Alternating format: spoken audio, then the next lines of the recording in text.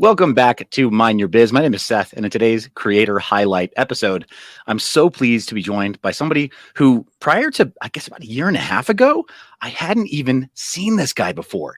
And it kind of felt like he came out of nowhere, but you know him as Crypto Lifer. I come to know him as Samuel James Price, right? In terms of getting to know him away from the camera. But Crypto Lifer, welcome to Mind Your Biz. Thanks so much, man. So nice to be here with you today. Appreciate it. Yeah, no, it's a pleasure. And I know it took a little bit of time to try to coordinate this. I know you've got a very rigid production schedule and streaming schedule, and you got people who rely on you to be there at specific times. So really, it means a lot that you're able to carve out this little window for Mind Your Biz. But let's come back a little bit. You're one of my favorite people in the space. Right when I met you, I was kind of from behind the scenes. I saw you with a group of people. You were always smiling, seeming happy. I'm like, I kind of want to hang out with that guy. Next thing you know, I ended up in a van with you. We were half lost. And now, I consider you a friend. So you're kind of one of the people in my life who were just supposed to be in it. Did it ever happen to you? Like, you just saw them. Next thing you know, they were there. And like, you just kind of knew, like the energy was right. The vibration was right. And so I'm just riding the wave with you, man. I really appreciate your time too. Well, I definitely appreciate that too. Again, there are times and seasons, and I'm glad that we're still living in the middle of this one, right, where we can enjoy each other's company, and it's been very, very good. Right back at you, man. Been a great experience. But for the Mind Your Biz audience that maybe hasn't had the opportunity to get lost, right, in a little SUV out in whatever Hollandale Beach along the coastline of Miami, give us a little bit of a flavor of who is Sam Price in a nutshell. Who's Sam Price in 30 seconds? I'm passionate about what I love. I'm passionate. I wear my heart on my sleeve. My heart is probably the biggest muscle in my body, and it pushes me to do things. My compassion is really what drives me. I remember being down and out, and I can always see that in other people. I can see my failures in others. When I see someone struggling, I remember when I was down there, and every time I get to build myself up and, get a layer of foundation below me and start to feel like I have some staying power, I want to lend that to someone else and see if I can bring them up with me. And I think that's kind of who I am in a nutshell. I remember as a kid in 6th grade, everyone was making fun of this, this one kid. He was a little chubbier than everyone else. And I went up to him and was like, that's not cool. And like, I stood up for him, and I never wanted to see someone down and out. I always wanted to help out the underdog. And I felt like I've been in the underdog my whole life, Yeah, I definitely get that vibe from you, Sam. When we're out in person, I definitely see you looking to, well, I don't want to say fight injustice. I don't want to say that, but I do get the sense that like you got scrap in you, man. And if it came to it, like you'd be that guy that'd be like, nah, are we doing this? Do I have to defend this guy? Okay. All right, let's go. That's definitely an aura about you, right? People can just tell you're one of the good ones. So appreciate that energy about you, and appreciate that you bring that into your work, that kind of passion into your work every day. Let's fast forward a little bit, not all the way to the point of you being in crypto and having the brand name Crypto Lifer. Who was Sam Price before all that stuff happened? What kind of stuff did you do? What's a bit of your background before you ever heard about Bitcoin or trading this new crazy asset class? I always loved going to the movies. My dad brought me to foreign films. We would always have a half day once a month at Catholic school I was going to, and my dad would bring us, I remember, Into the West, an old Irish film actually. But he brought me to specifically foreign films, and they changed the way I thought about life. They inspired me. I could remember going home and then dreaming about the characters in the movie, and I always wanted to be in the movies. I saw Good Will Hunting. I was blonde hair and blue eyed. I saw Matt Damon. I said, how about them apples? And like, it just, you know what I mean? Come on, like, yeah. And so I was like, man, I could be in front of the camera. And I also was into music, and I love rap music. Seamus Ryan was a famous rapper named Esoteric. He didn't get huge, but he was big in the underground scene. He probably sold a few 100,000 records, and he dated Liv Tyler, Steven Tyler's daughter, for a while. So he's kind of, he was in the scene. Yeah, he's kind of a hero, right, for dating Liv Tyler. Yeah. I was like, he was dating a rock star's daughter, right? So I was like, I thought he was pretty cool. So I wanted to be a rapper and into the arts growing up. Luckily, a friend of mine walked away when I was after school, like 13 years old. I said, where are you going? And he was from my neighborhood, but he was walking towards downtown Boston. And he said, I go to the Institute of Contemporary Art, where we learn how to film, and we write films, and we make independent films with a small group of kids. And I said, man, I would like to, can I go with you? And I went with him, and we pitched an idea, and they brought me into the group. And from Tuesdays and Wednesdays after school, for 2-3 years after that, I would be part of this film program. And it was at the Institute of Contemporary Art in Boston. And then I knew, I was like, I'm going to go to film school. So at 10th grade, I knew I was going to go to film school. I went to St. John's. I was horrible. My grades weren't great. You know what I mean? So I didn't get into NYU. I didn't get into Stanford. I didn't get into USC. I didn't get into the big film schools. I got into St. John's in New York. But they had a small film department where you could have more access to the equipment because they had not as many people. And there was really good, driven, passionate people there. And I started working. I eventually would find myself working for Netflix. My last job before I kind of got into what I do now is I was working for David Letterman's show. My Next Guest Needs No Introduction on that was a Netflix show. And I was basically assistant editor in the Motion Picture Editors Guild. I was taking in footage. I researched all the codecs. Bro, I'm sorry for the interruption. I had never thought to look up your IMDb before. Yeah. Okay. Because I've got buddies that that joined the editors union right in Southern California. And I mean, we haven't compared notes there, man. Not yet. We hadn't compared notes. I didn't even know that. I do have an IMDb, and I did some acting. I did a little bit. I really wanted to be an actor, but I suffered through depression. I'll be honest. In my late 20s, I went through some ups and downs in my life. Good friends of mine died.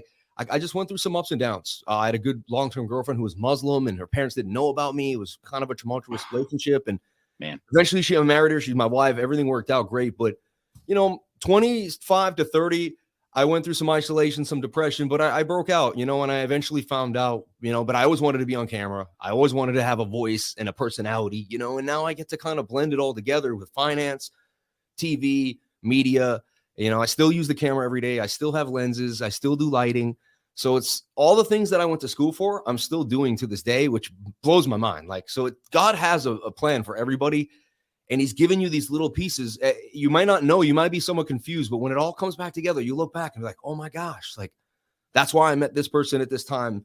That's why I think me and you are going to build something. I have a feeling me and you're going to build something later on. I don't know what it is, but I know you have a piece in my puzzle, Well, I definitely appreciate that. And as far as that background, man, I've got, you're speaking my language. You want to hear something crazy? I did not marry this girl, but I married a girl who was not, I married. She's 40 and slept. I literally said I didn't marry her. I dated a girl who was not Christian, and having grown up, having grown up in a strong fundamental religion, my parents had they would have had a real issue with that she was Jewish, right? And her dad was very Jewish. He really didn't like me. Because he was just sort of like, oh, you're sort of evangelical, or on the evangelical side, right? It was not as mainstream as Catholicism, what I grew up in. And he was like, oh, little evangelical zealot, huh? You're gonna try to convert my daughter, huh? And it would never worked out long term. It would have been really rough long term. So I can relate to that big time. And I didn't know that you were so active in the entertainment industry, man. So my whole thing was when I graduated college, I worked at DreamWorks Animation. I interned there at DreamWorks Animation doing content and doing educational media internally, because they have so many high-tech tools there at the animation studio that you wind up having to put the artists through a bit of a technical certification program, essentially, that is ongoing, where they've got to continue to build new skills, because a lot of them could be traditionally trained artists and they don't know how to use some of the high-end modeling software or animating or other production software. So we had a mini institute inside of DreamWorks, and I worked there. So did you ever use smoke? You know what smoke is? Smoke. Yeah. Flame. We had flame artists, smoke artists, and because I worked on high-end, multi-million-dollar commercials. We're spending $2 million on 30 seconds, and you're we're painting in, thousands of people watching the game when you only have 200-300 people there, and you make it look like a full stadium and stuff like that. Yeah. No, yes. I mean, and for the audience that may not be aware, because that's very esoteric production knowledge nowadays. Actually, Mitch, right? Nobody knew. Yeah. Even my job as an assistant editor, I used to tell people what I did, and I was like, oh, I do the codecs, and they'd just be like, there's 5,000 of us in the United States. We're a tiny union. You know what I mean? No one knows. And I'm telling you, everything you see on TV, I'm someone sat for hours cutting every video you saw, every single movie. There was teams of people chopping it all up, every Netflix show. People. Now we have some AI stuff that it's getting easier and easier, but man. And when I started, it was tape, 3/4 deck. I was putting in 3/4 deck when I first came into the industry. It was crazy. Oh man, that's awesome. Yeah. It's, I think probably similar vintage. I was one of the last film school grads to actually touch celluloid, right? To actually change reels. Yeah, so we hadn't fully switched over to HD, and I was one of the crazy guys that was, in these early like HTV, right? These off brands, right? Of in terms of codecs, it's not great in terms of. HTV was the word. It was horrible on green screen. But hey, I had the Canon XL1. I shot my first independent film on HTV. That's awesome. Yeah, and so for me, like I shot BTS of a documentary, right? Or I shot a documentary on HTV because it was consumer accessible, right? It didn't break the bank for me self-funding my own little documentary, right? To get those little tapes. So I was shooting SD with like the HD bar line. Back when like before HD came out, I was putting the black lines on SD and just making it look 16:9. That was right. Like first, right? Yeah. Yeah, and for me, like half the documentary, I had to upres and I had to do the de-telecine, right? Like inverse telecine operation because it was really hard. Yeah, all that stuff, man. Yeah, all of it, right? DLs. Yeah, right. And with HDV shooting 24 frame, this is so dumb.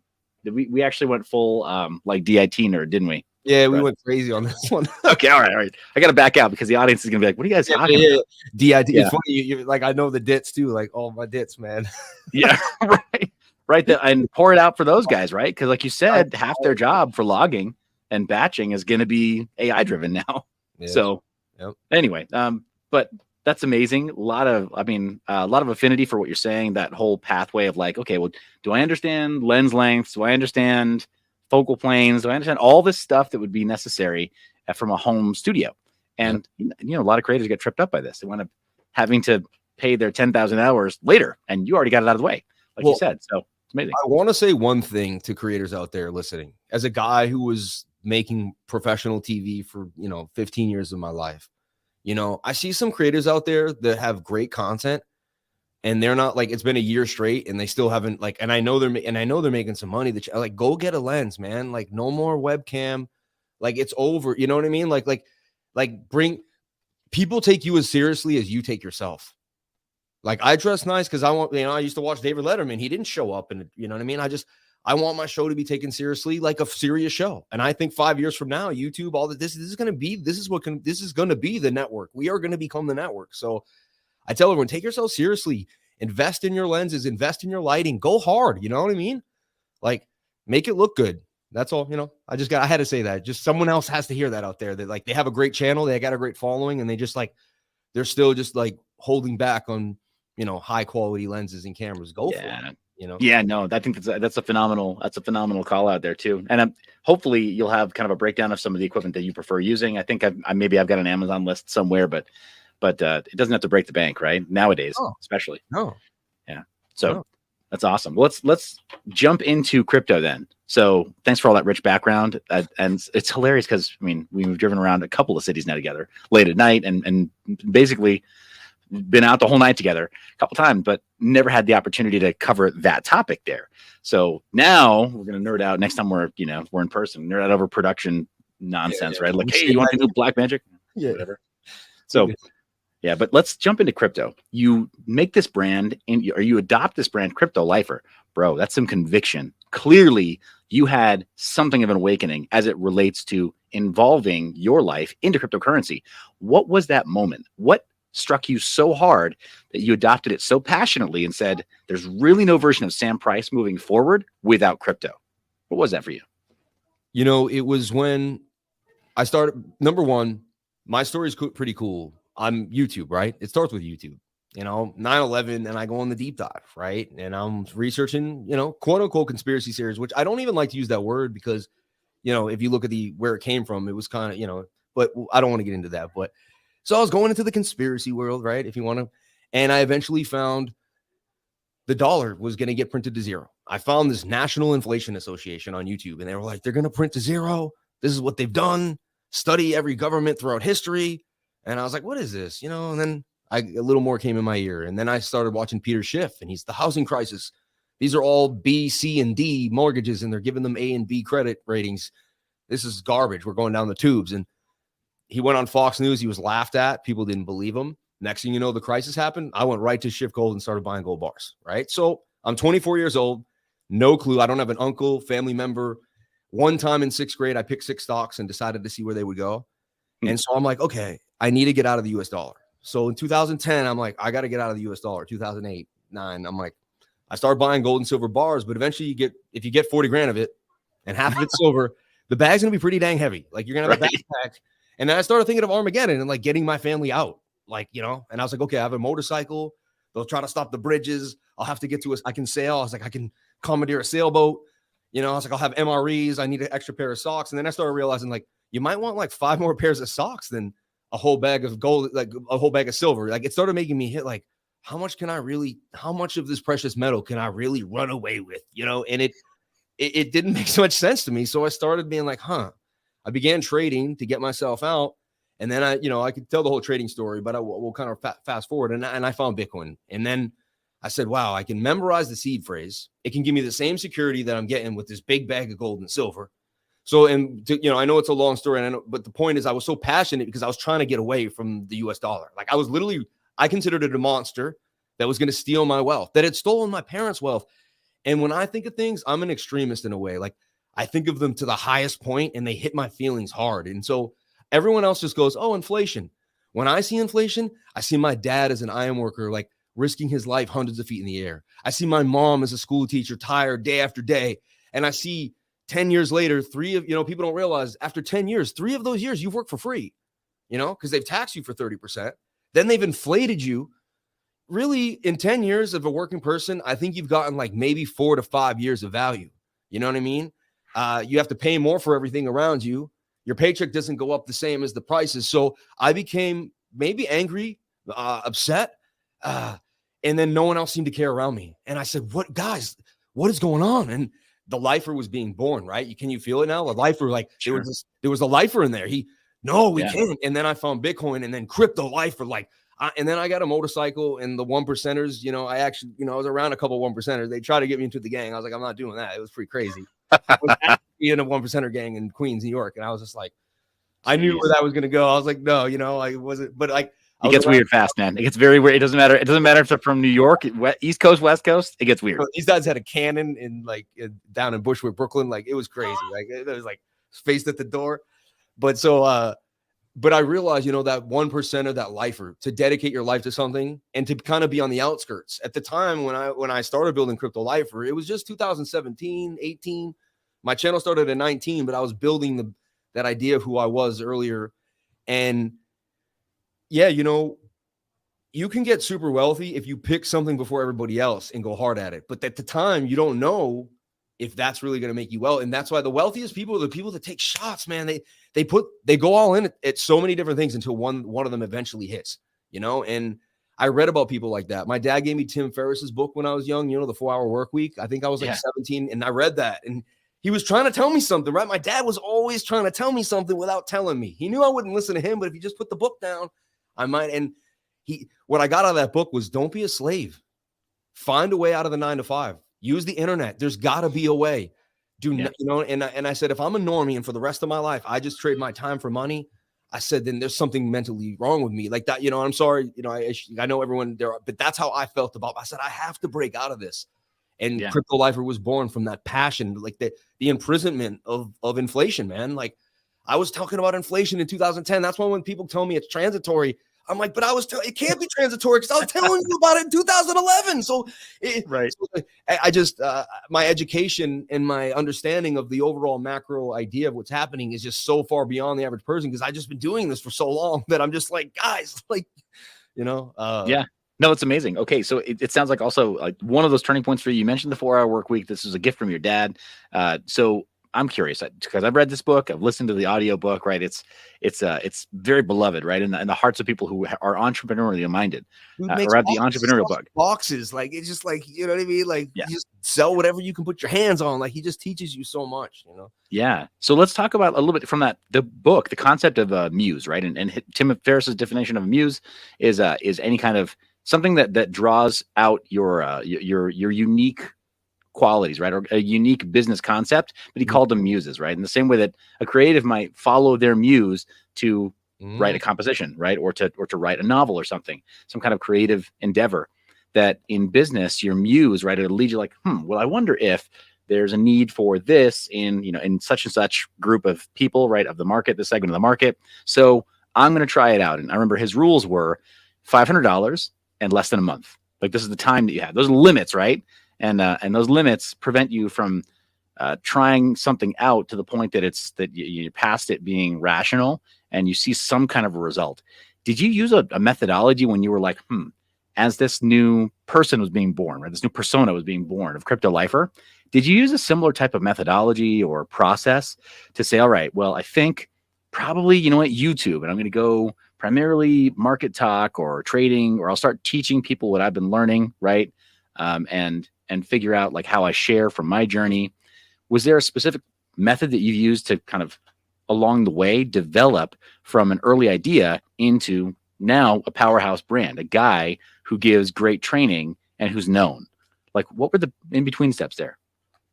I love this question because I know the answer is going to be so like different from what people expect. And these are this is the content I loved. You know, my wife always said too, she's like, you know, I eventually did become a millionaire. And she said, you did because she said, all your free time you spent studying billionaires and millionaires. She's like, when I came home, you were watching a video of, you know, some guy of mindset or subconscious mind theory, or I didn't waste my time watching nonsense. You know, every once in a while I'd watch a video here and there to tone myself down. But I really kept myself, hey, there's only so much time in the day. And where can I get this information from? I started businesses before this business, and I was always business orientated in my mind. I knew at a young age, I even looked up my birth date and my birth sign, Aries, even the year I was born, the day, it said you were never meant to work for someone. Like multiple of my horoscopes said you're meant to lead. You're never supposed to work for anyone else. Like you'll feel frustrated working for other people. You'll get angry. Your destiny won't be fulfilled. You will just, and that was my life for years. I just knew I needed to be my own boss. You know, I had to be consciously connected to the way in which I made my own money. I couldn't have someone else involved with that energy. I had to be directly in contact with that energy of pulling in my finances I just knew God was telling me this from a young age. I fought it for years. And that's why I had the depression. I was in a state of dis-ease. I knew my destiny at a young age, but did not complete it. Maybe drugs, alcohol. There was things in my life that took me away from my focus and my discipline. You know, some people might be there. When I eventually decided I was going to do Crypto Lifer, I'll be honest, it was the first time I finally did not write a business plan, did not have the partner, did not have a direction, was just sick and tired of the same old day. I remember being in my apartment one day and being like, I'm just going to start a channel, man. I had this other part. I kept trying to start business with other people, and I kept waiting on someone to show up and something to happen. And then I had something going really well, and a close business partner I knew for 10 years double-crossed me. And I knew the guy for 10 years, and I never thought he would do that. Like, I knew him for 10 years. Like, but it's like once they get an opportunity, that's when you find out who someone really is. You know, we're kind of seeing that, I think, a little now. It's weird. Yeah, right, but, right. You know, but so the thing behind that is, so I'll be honest, desperation, man. You know, like a guy can sit there and plan how to make a beautiful farm, right? And he can have all the time in the day. And then you can just take a hungry guy and he might make the greatest farm because he just needs to eat, man. You know what I mean? Like, sure. So take that metaphor and bring it into business. So here I am. I know that I'm passionate. I know that if I follow my heart, I'm going to get somewhere. I studied everyone online, and I'm going to bring up rapper MGK. I saw his first video ever. I saw Mac Miller's first video ever. I saw some of these people when they first ever came out online. And no one I ever saw stay consistent didn't win. I saw it, and I see guys that do home improvement on YouTube, and I saw some of their first videos when they had 10,000. Now they have millions I've seen every person use YouTube and stick to what they love, and they got there. I hadn't seen one person that didn't stick. I saw everybody win that was consistent and disciplined. I had the inability to do that. So I said, man, everyone's winning around me that I see that sticks to one thing. I said, I just can't seem to stick to one thing. I said, if I can find my passion and I can grind, everything will come from this. So I knew that was going to be the basis of the seed. So I didn't have this huge business plan. I didn't have this huge goal. I did have a great mentor. I was in another trading group for 4 years. I watched him make a substantial amount of money, like up to $250,000 a month. And I was helping him. Wow. And I knew there was money in education, you know, and I knew, but I never chased money, because every time I chased money in my life, I ended up in despair and pain. And every time I chased my heart and love, I ended up feeling great. So I said, I'm not chasing money. I'm going to chase my heart. And just honestly, I did not know where it was going to go. To everyone out here, to you, to myself, the pandemic happened. my job had been taken away, and I'd already been starting my channel for about a year and a half. I wasn't 100% like every day, but I was building it. And then once my channel got deleted, I had 1,000 subscribers. I was finally getting monetized, and I knew that it's what I wanted to do in my life. Like when it got taken from me, I said, God, I prayed to God. I said, this is what I want. I said, I never wanted something more. And then I just started drawing the charts and going over the charts.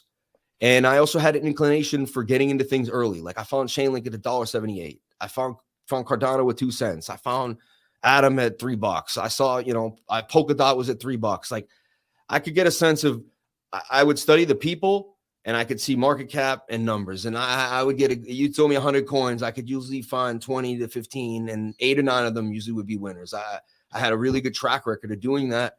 And I kept doing it. And I found cake at 60 cents. People made a boat, people started messaging me. I made 100 grand. Thank God you found cake. I and then the messages kept coming in. Eventually the messages amassed millions of dollars because someone said, I made 80 here. I made this here. I paid off this here. And I said, oh my God.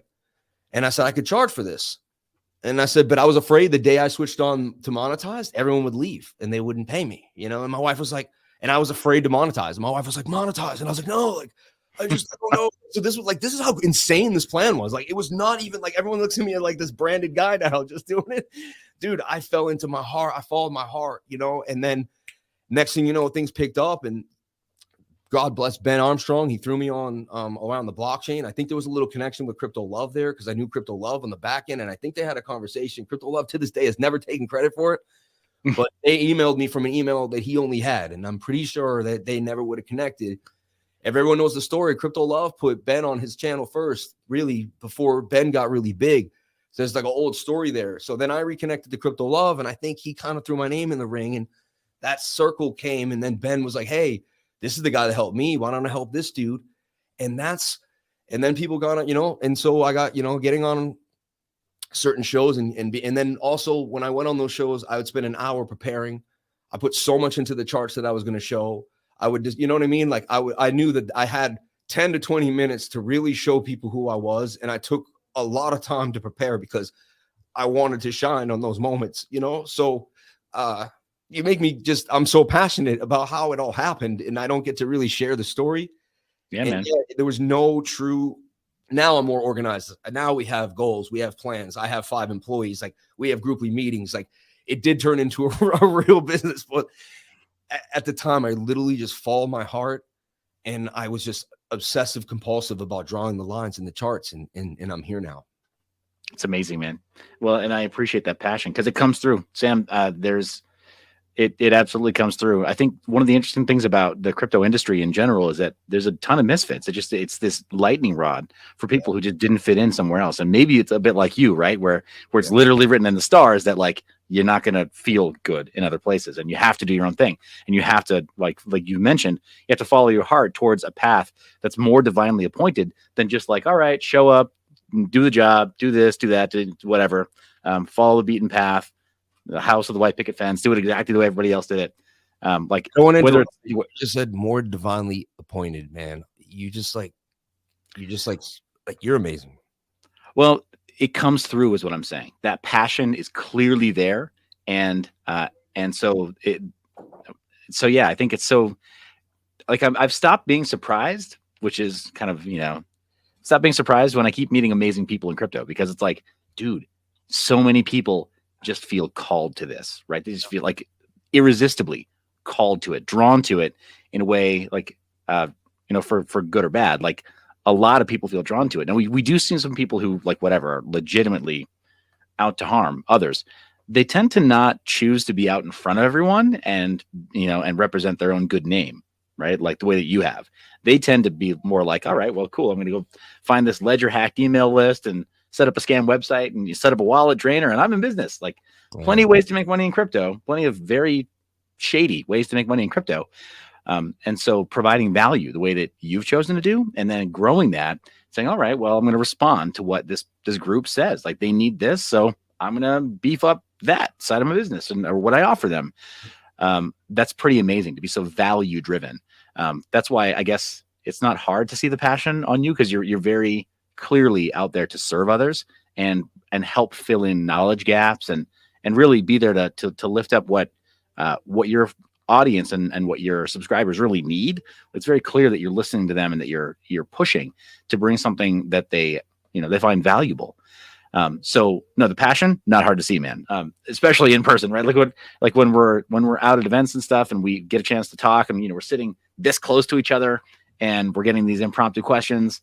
No, man, I feel sometimes I get nervous because I know I'm a different kind of guy. And yeah, I have to really control that energy because it comes out so much. But, people either love me or they're just like, at first, sometimes people they don't understand me. But once they get to know me, usually things go very swimmingly, Yeah, sure. And again, it's not, it doesn't put anybody else down to just admit that like you're a person that already had a really strong amount of leadership quality, right? And of, like you said, that inner like desire to fight for the underdog, and then also didn't feel like you fit in. And what's crazy about crypto is, not take anything away from you, it's surreal how many people, how many kindred spirits you meet in crypto who bring a similar type of energy, like you said before, similar vibration, right? It's been amazing, dude. Going to more IRL events for me over the last couple of years has been absolutely healing, because I get to interact with people like you and get that sense of like, well, you followed this muse, right? What started off as a muse, no business plan, right? It was like literally just tugging at your heart, like, okay, go this way. And you're like, business plan by Braille, right? Or like, sort of like, all right, I'm feeling this out one character at a time. What's next? And to see that so many people, you hear a similar story, right? Founding story for people in crypto who are like, I wasn't totally sure what the plan was, but it brought me here. And it's like they followed an energy to this industry, because it's a Cambrian explosion, right? There's so much going on in this industry that like, of course it would attract the best and brightest. So it's also so new. So it's very similar to like people who got on the boat on the Mayflower. Like, you have to have some guts and some cojones, so to speak, to get into something no one else is getting into. Everyone wants the easy boat. They want to know the predictable path, and I read about famous. My dad just put famous, amazing people in front of me, and everyone that was famous and great, they had in common.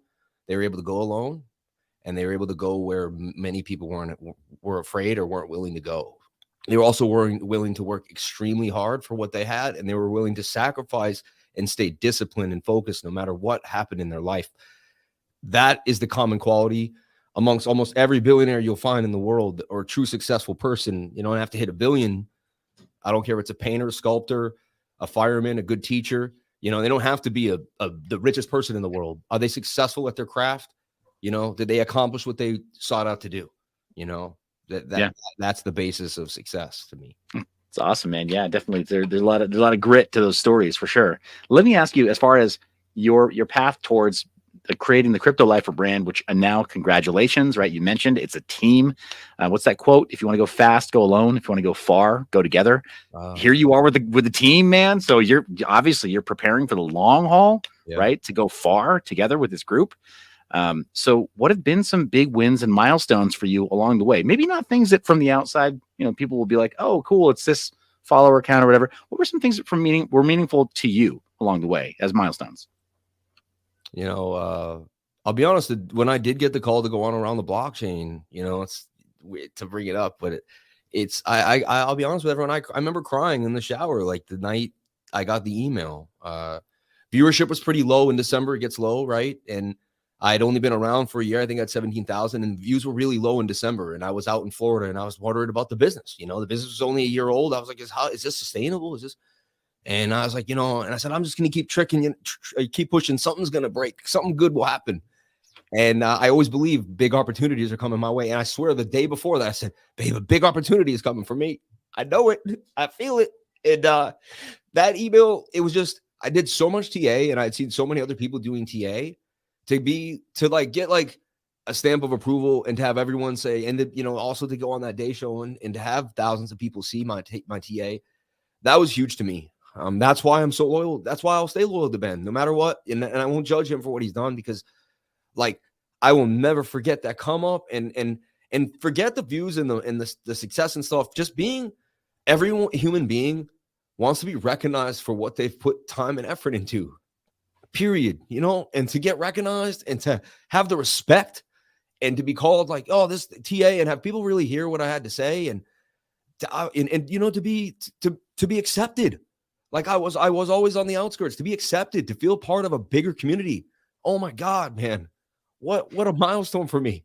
And then, you know, when my first employee needed a computer and I shipped it out to him, and then he made a video of him going to the store to get it. And then he did a whole video and he said, thank you so much. Like, I can make so much more and I can do so much. And my life is getting so much better because of you. And he lives in the Philippines. And I just, man, like, I was affecting people's lives in other parts of the world. I thought I was just following my heart as a trader and a YouTuber. I didn't know I was going to have him, like, you know, basically independent contractors in other parts of the country where $200-300 could change their lives. You know, today it was his birthday, my assistant's birthday, and I dedicated all my super chats to him. So he got an extra $100 for his birthday.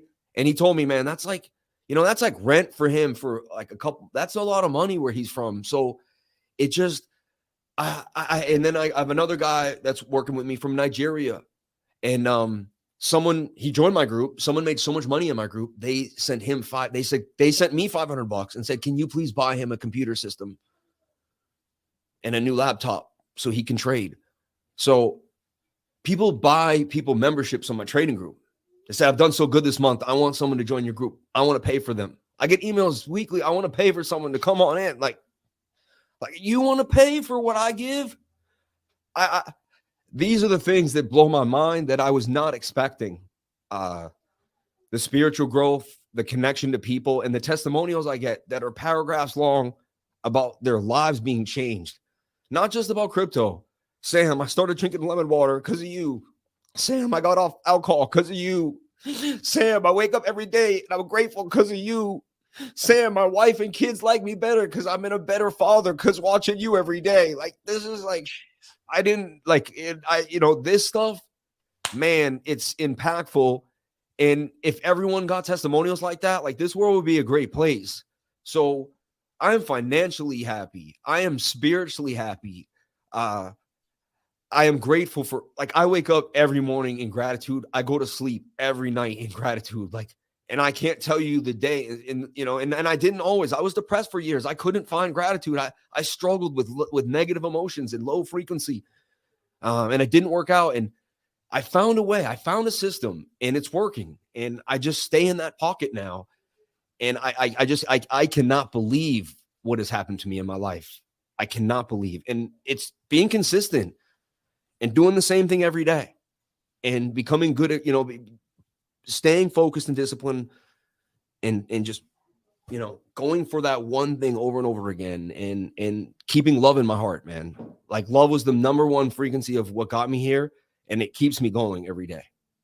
That's amazing. And those testimonials, man, like you're saying, it sounds like what you started to do by way of this new YouTube channel, essentially a business with no business plan, right? YouTube, and following your heart, and having you basically having that turn into something where, like you're saying, it became commercially viable to you, even though you had your concerns, right? That first year into it, when things kind of became more of a necessity, right? To just make something happen, right? Shake the tree harder, right? Make something fall out. And then fast forwarding that short time, you know, relatively short in the course of a lifetime, where you're hearing these testimonials that your work has been sort of like an accidental ministry. It really has. Powerful stuff, man. Very powerful stuff to know that you're affecting people's lives like that. So, I mean, I really appreciate you sharing that. And no, man, the impact that you're making.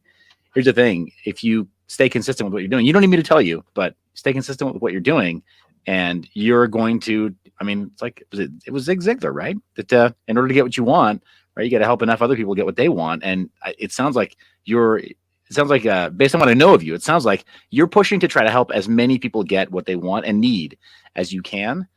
So, like, man, I feel blessed to be able to witness what's going on for you. Some of the with this upward trajectory. And I'm a super psychoanalyst. Like, you know, I went through the idea recently, you know, one day when you give someone a birthday card, it is a selfish act because you want them to say, thank you for giving me a birthday card, right? We're all somewhat selfish in the end of the day. You know, we always want to say we're perfect. You are self-serving. You need to breathe. You need to eat. Today, you're going to get food. You know what I mean? You're going to feed yourself, right? Like, but there's a way to serve yourself and serve others while you're doing it. And there's in that way, every time you do go serve yourself, someone else is getting benefit from it, right? So I love going online. I like super chats. I like the attention. So when I go live tomorrow, I'm going to get those benefits, but then someone's also going to learn what the 200 SMA is on the 4 hour. Someone's also going to learn how to scalp maybe on the 7 minute. Someone's going to learn a time frame they didn't know about. And now we both get a little bit of, you scratch my back, I scratch yours, right? And so we all want the best life. We all want great things. We all desire success. Just break a little bit off of yourself and give a little for free here and there. So much will come your way, And I knew Gary Vaynerchuk in 2010, 2011 too, and I watched him come up. He's not my exactly favorite person. I'm not into the swearing and stuff, Sure. But again, just that's another thing that I did do. One thing I did do that I didn't mention is I did look at his business model, and he said, go on social media and give free value. He said, give your product away for free until so many people get paid off of it, they come back and pay you. So my live stream used to go on, and I used to be like, yeah, it's $99 to join the group. And I said, don't join the group. I said, just keep watching the live stream till you make $99. I was like, well, hopefully you'll get enough knowledge. I said, and then you can join the group. I said, just keep watching the live stream for free till you learn so much that we make you enough to join the group. And that was my motto. My motto was to give so much away for free. Some people then join the group because they've made enough. They just like giving the 99. You know what I mean? Like, so I met a guy. I just love what you do. I pay 99. I'm from India. I don't even trade. He said, I just love that you're passionate and positive. I support you. Like, it blows my mind. Everyone's desires and reasons for supporting you. So don't worry. I tell everyone too, go out there and just be yourself and give everything you have and trust in God and believe in the universe. There's so much love out here waiting for you on the other side. Yeah, amazing, man. And this has been shown, right? This is manifest in your life and with what you're doing with Crypto Lifers. So absolutely appreciate it. Again, feel blessed being able to witness what's going on and what you've been able to build.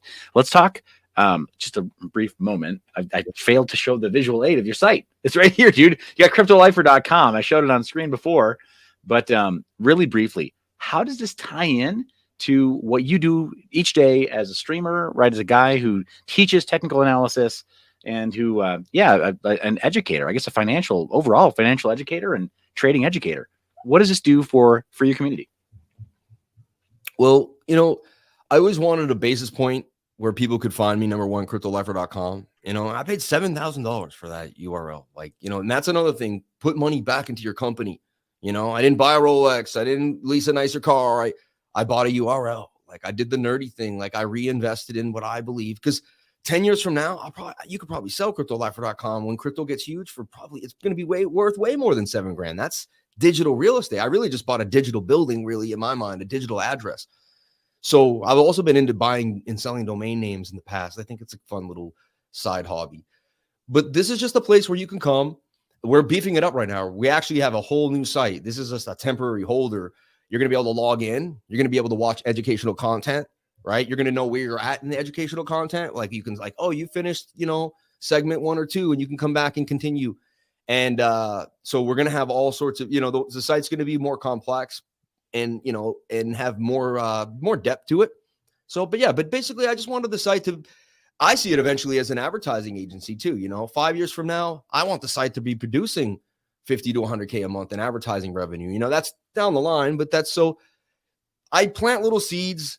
Not everything gets grown immediately, right? So I eventually see this as a hub, a place where you can come to get news, information.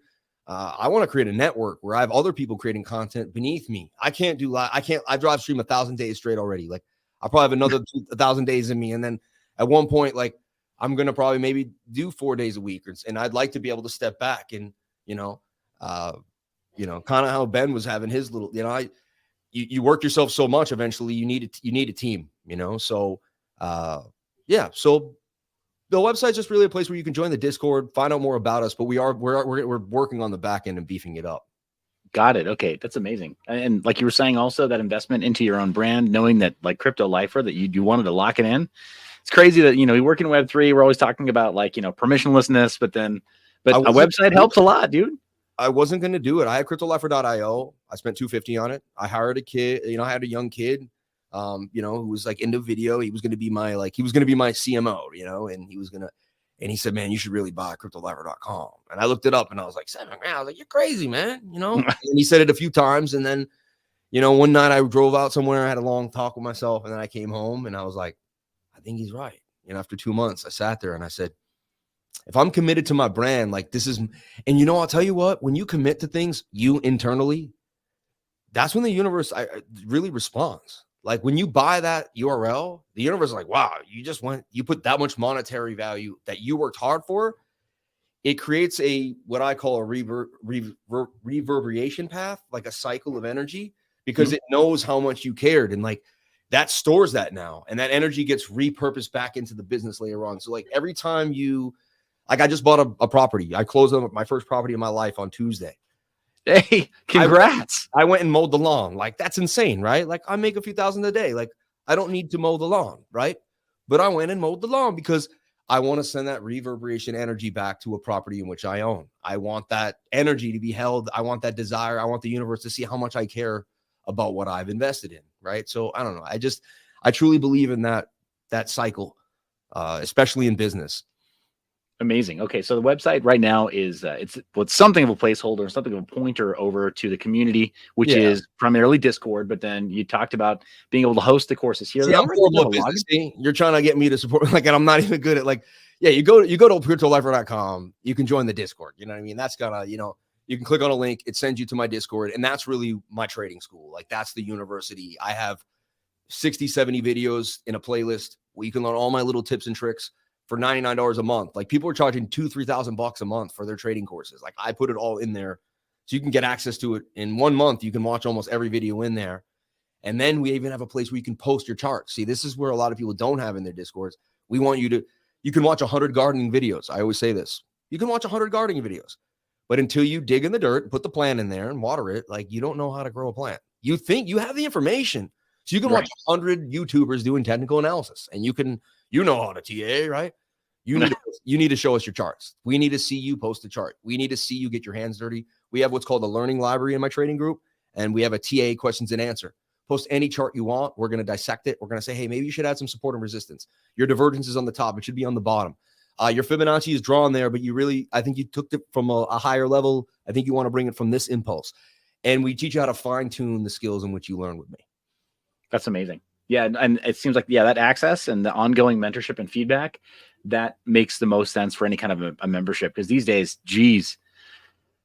content, we're swimming in it, right? We're swimming in the content. It's just everywhere. If you want to look up a couple of, like you said, introductory lessons on TA, you'll find the basics, the 101 lesson, some person's version of the trading 101, TA 101. You'll find a bunch of times over on YouTube. But seeing one person's video isn't the same as having a full community, like you're saying. The feedback, the access to you, and the access to so many other people who are maybe a little more advanced, right? They can, just like going to martial arts school or something, right? They can tangle with you a little bit more, a little longer than the instructor can, right? After hours, and help you get all the feedback you need on the latest lesson that you're going through. So that makes a lot more sense. And I'm a huge believer in ongoing education. Big time believer in ongoing education. Not a big fan of school, but lifelong learning. Yeah. All in, right? Like, yeah, that brings me back to when I was 9 years old and Mark Twain, right? I'm Samuel. My mom said I named you after Samuel Clemens. So I researched him, and I never let my schooling interfere with my education, right? Yeah. No, I took Latin for 5 years. Educare, the word educo, it means to bring out from within, because like you have the ability to learn. You just need to now connect more things to learn more, right? So it's like that education really means to take what you already have and continue to build more with what you do. Like it's like data mining in a sense, right? So schooling is like do what we tell you to do. Education is bring forth what's inside and then continue to progress, right? It's I love you, man. You nailed it right on the head. Yeah, well, I appreciate that too. I mean, I'm sure you're already seeing this. I think is it France that's trying to vote to make Latin the official language of the EU again, instead of so. There you go. Life again, you're ahead of your time, lifer. Ahead of your time, getting, studying Latin before it becomes the official language of the EU. I got it. You got to just front run us on all these different sides. I went to Boston Latin, the high school, traditionally oldest high school in the United States. Look it up, 1635. So you take a classical education where you can take Latin 5 years. If you opt in senior year, you can take it your 6th year. I took it my 6th year because the teacher was super cool and I knew it was going to be a fun class. So I took 6 years of Latin. French, Spanish, they all come, the Romance languages come from the basis of so you can understand how all language comes. You can look at etymology. You can figure out how words are made. You can make neologisms, which are new words. You can just, you can have fun with it, Right. Instead of making fake cognates and using English and pretending like it was based in Latin. Yeah, no, I'm with you. In the 1800s, the Victorian era did a number on English, and that we thought we were going to add Latin words, and they just sound like Latin. Yeah, we couldn't do it yet. Yeah. But anyway, we'll nerd out about that another time too. Now that I know you're actually a linguist, so we'll have to talk about that. But Sam, we've gone almost an hour. I think I've told you way beyond what I said I was going to do for an interview. But I just love spending the time with you. Love getting to know you better, man. And I can't wait for us to hang out IRL again. I think by the time this is published, it might be after a couple of events that are coming up, end of year in 2023.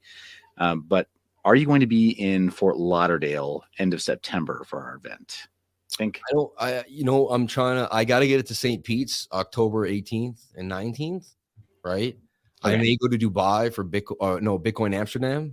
I'm invited to Bitcoin Amsterdam and I couldn't go if I want to go. I just have to figure out whether I want to go or not. It's kind of got it. So that I have to do. And then there's talks of Dubai. I don't know. I don't see myself getting to Fort Lauderdale by the end of September just because of my, you got a lot going on. Yeah. International travel is no joke either. I mean, a transatlantic flight it's a killer, man.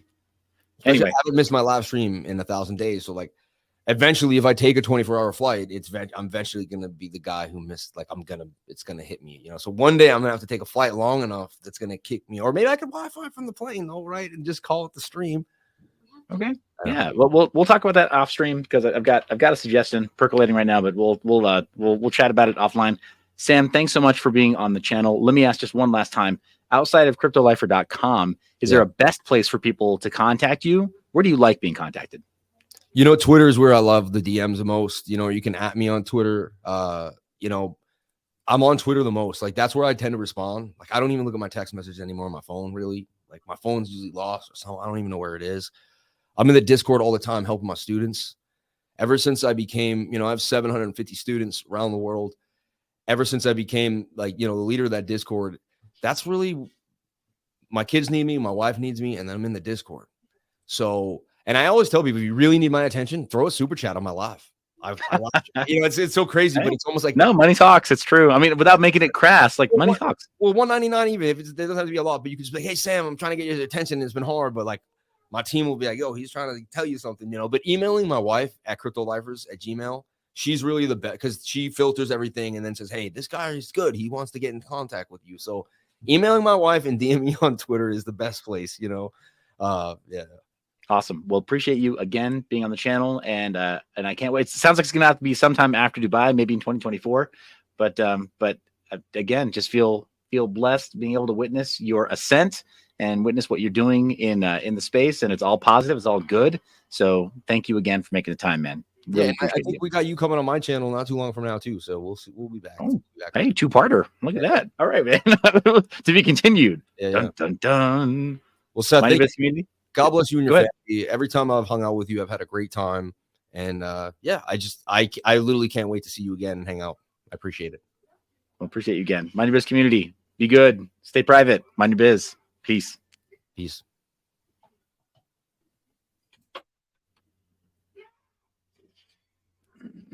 Oh, shit.